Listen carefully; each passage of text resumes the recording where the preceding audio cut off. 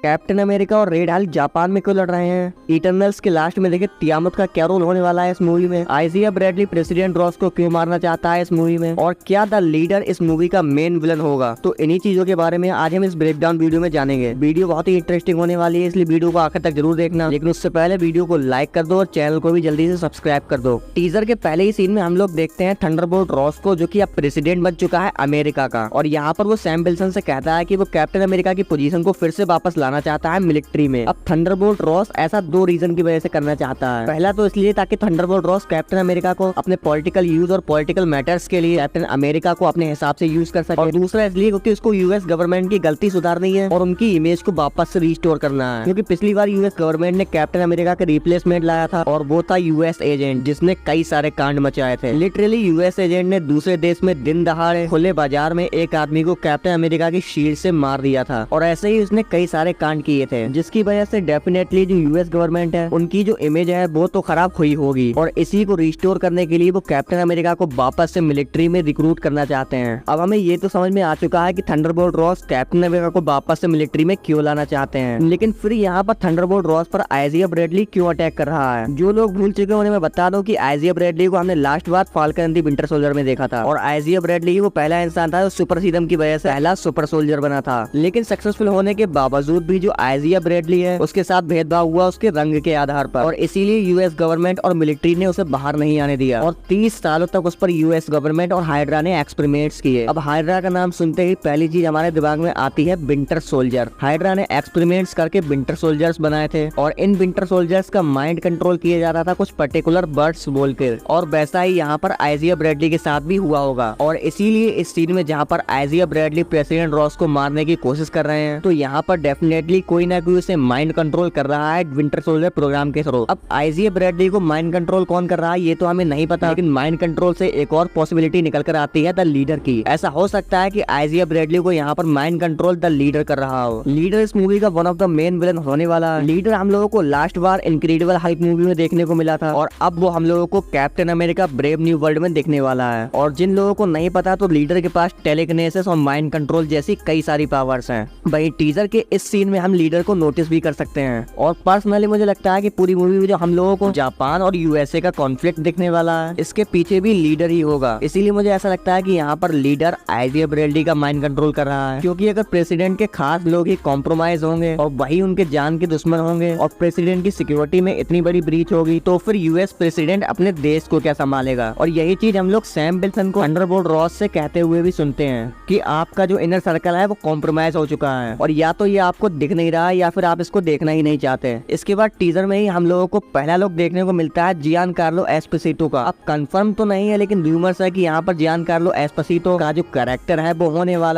वाला है George Washington bridge का, जो कि कॉमिक्स में भी एग्जिस्ट करता है और वो मोस्टली कनेक्टेड है केबल और एक्समैन से। और कॉमिक्स में आगे जाकर वो एक टाइम पर शील्ड का मेंबर भी बनता है। तो वही चीज हमें यहाँ पर भी दिखाई जा सकती है। और जो जॉर्ज वॉशिंगटन ब्रिज है उसके पास कोई भी सुपर पावर नहीं है। वो शील्ड के one of the best agents में से एक है और वो किसी भी तरह की बंदूकें चलाने में बहुत ही ज्यादा माहिर है। लेकिन अब इसका मूवी में क्या रोल होने वाला है ये काफी मिस्टीरियस चीज है। इसके बाद टीजर में हमें कई सारे सीन्स दिखाए जाते हैं, जिसमें पहला है ये सीक्रेट फैसिलिटी वाला शॉट। तो ये मोस्ट प्रोबेबली वही सीक्रेट फैसिलिटी होगी जहाँ पर थंडरबोल्ट रॉस ने खुद पर एक्सपेरिमेंट किया है और वो रेड हल्क में ट्रांसफॉर्म हुआ है। इसी के साथ टीजर में हम कई सारे शॉट्स में ये पेड़ देख सकते हैं जिनमें गुलाबी फूल लगे हुए हैं, जो कि चेरी ब्लॉसम्स हैं। और इसी को देखकर लोग अंदाजा लगा रहे हैं कि ये पूरी जगह जापान है। लेकिन पर्सनली मुझे ऐसा लगता है कि ये पूरी जगह जापान नहीं बल्कि यूएसए ही है। अब मैं ऐसा इसलिए कह रहा हूँ कि अगर हम लोग टीजर में ध्यान दें तो टीजर का जो पहला सीन है जिसमें सैम ओवल ऑफिस में आता है प्रेसिडेंट रॉस से मिलने, तो इसी सीन में हम लोग लेफ्ट साइड में चेरी ब्लॉसम्स को देख सकते हैं ओवल ऑफिस के अंदर। इसके साथ ही एक और सीन है जिसमें ये पूरी बिल्डिंग डिस्ट्रॉय हो रही है और मोस्ट प्रोबेबली ये बिल्डिंग व्हाइट हाउस है, क्योंकि इसके ऊपर अमेरिका का फ्लैग लगा हुआ है। और इसी सेम सीन में हम लोग गार्डन में चेरी ब्लॉसम के पेड़ को भी नोटिस कर सकते हैं। तो इसलिए मुझे ऐसा लगता है कि हम लोगों को टीजर में जितने भी शॉट्स दिखाए गए हैं जिनमें चेरी ब्लॉसम्स के पेड़ हैं वो सभी जगह यूएस है। लेकिन ये बात जरूर है कि ये जो चेरी ब्लॉसम्स के पेड़ हैं ये बहुत ज्यादा इंपॉर्टेंस होल्ड करने वाले हैं मूवी में, क्योंकि ये हमें टीजर के हर शॉट में कहीं ना कहीं जरूर देखे हैं। हम लोगों को ओवल ऑफिस में चेरी ब्लॉसम्स के फूल दिखे, फिर यहाँ पर जो लीडर खड़ा हुआ है हम लोगों को पहला लुक मिलता है लीडर का पीछे से।